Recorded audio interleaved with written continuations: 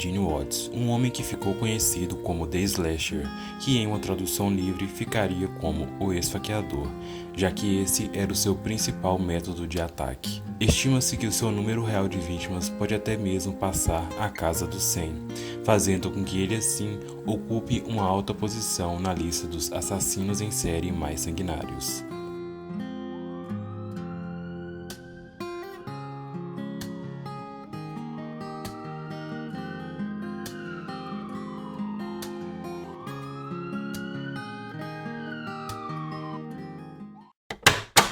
Carl Eugene nasceu no dia 7 de novembro de 1953 na cidade de Killeen, no Texas. O seu pai era um soldado e a sua mãe uma professora do jardim de infância. Quando Carl estava com 2 anos, os seus pais acabaram se divorciando. Ele então passou a morar com a sua mãe em uma cidade do estado do Michigan chamada Inkster. Durante a sua infância, Carl era descrito como uma pessoa estranha. Aos seus 12 anos, ele teria começado a ter fantasias sobre estrangular e matar mulheres jovens. Tudo isso segundo as suas próprias palavras. Não demorou até que ele começasse a pôr em prática os seus mais obscuros desejos. Ainda na sua adolescência, ele teria começado a perseguir garotas. Acredita-se que a sua primeira vítima fatal pode ter sido feita antes mesmo dos seus 15 anos. Aos 13, Carl foi infectado com a meningite. Com isso, não era possível que ele frequentasse a escola, parando seus estudos na 8ª série. Mesmo com notas baixas, Carl conseguiu se formar no ensino médio, e ao terminar ganhou uma bolsa para estudar em uma escola chamada Lane College. Porém, somente 3 meses depois de entrar para aquela escola, ele acabou sendo expulso por ser acusado de perseguir e agredir algumas mulheres. Além disso, as pessoas daquela escola acreditavam que ele era o autor da morte brutal de uma aluna que havia acontecido naquela época.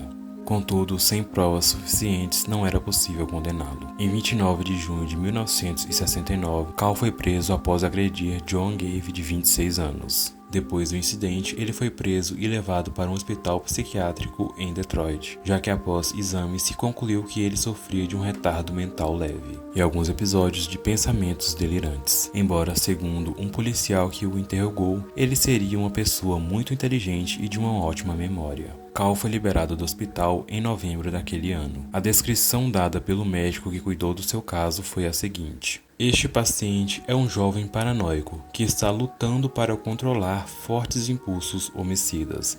Seus controles de comportamento são defeituosos e há um alto potencial para atos violentos. A sua carreira como assassino em série teria começado em 1974. No dia 25 de outubro, ele bateu na porta da casa de Lenoria Nizakia, à procura de uma pessoa chamada Charles. Mas tudo não passava de um pretexto para atacar a sua vítima. Ao abrir a porta, ela foi atacada por Carl. Felizmente, ela lutou por sua vida e conseguiu sobreviver. Já a jovem de 19 anos, Gloria Steele, não teve a mesma sorte. Há apenas 5 dias após o ataque de Lenore, ela foi encontrada morta com 33 facadas no peito. Uma testemunha que morava próxima a Gloria disse ter visto um homem que, como no caso anterior, procurava por uma pessoa chamada Charles. Já no dia 12 de novembro, Diane Williams dizia ter sofrido um ataque com as mesmas características dos outros já registrados. Felizmente, ela também sobreviveu e conseguiu ver a placa do carro do seu agressor. Quando Carl foi preso, ele admitiu ter atacado 15 mulheres, mas negava ser o responsável pela morte de Gloria Steele. Seu advogado acabou conseguindo um acordo para que Carl fosse para um hospital psiquiátrico, o Hospital Estadual de Kalamazoo. O médico responsável por este hospital,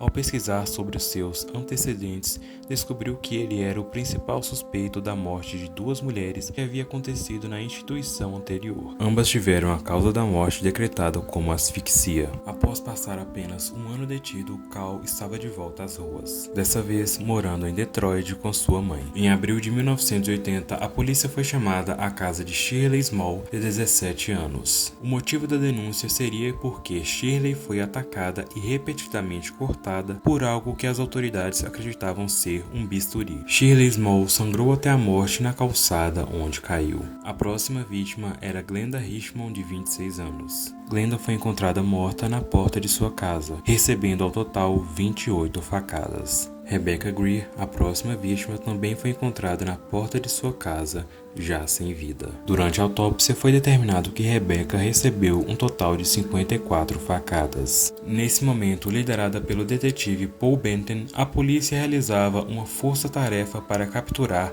o ex-saqueador, como ficou conhecido. Mas naquele momento não contavam com nenhuma pista. Um sargento chamado James Arthur, ao ler sobre a força-tarefa, entrou em contato e informou que no passado havia cuidado de um caso que se parecia muito com o que eles estavam trabalhando na época. O nome passado pelo sargento às autoridades era o de Carl Eugene Watts. Nessa época, Carl levava aparentemente uma vida comum, trabalhando em uma empresa de caminhão do seu padrasto. Teve uma filha e até mesmo conheceu uma mulher com quem chegou a se casar. Agora, com o nome de Carl, as autoridades da Força-Tarefa voltaram os olhos para uma ocorrência que o envolvia. Em 1979, ele havia sido detido por estar rondando de maneira suspeita o subúrbio de Southfield. Ele rapidamente foi solto quando as acusações foram retiradas. Porém, no ano anterior, 5 mulheres naquela mesma região haviam sido espancadas e nenhuma delas conseguiu identificar o seu agressor. Em maio de 1980, Carl e sua esposa se divorciaram. O motivo seria os hábitos estranhos de Carl. Segundo a esposa, após manterem relações sexuais, ele saía e passava horas fora de casa.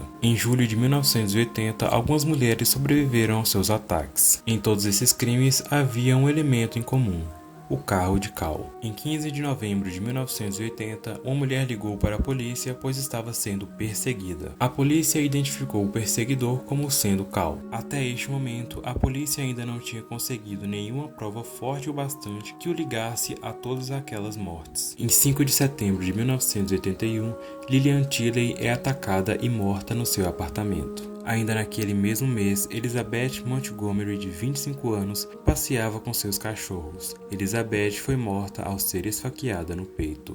Não muito tempo depois, Susan Wolfe, uma jovem de 21 anos, foi morta ao sair do seu carro na sua casa. No dia 23 de maio de 1982, Carl atacou as duas colegas de quarto, Melinda Aguilar e Lori Lister. Depois de amarrá-las, ele então tentou afogar Lori na banheira do apartamento.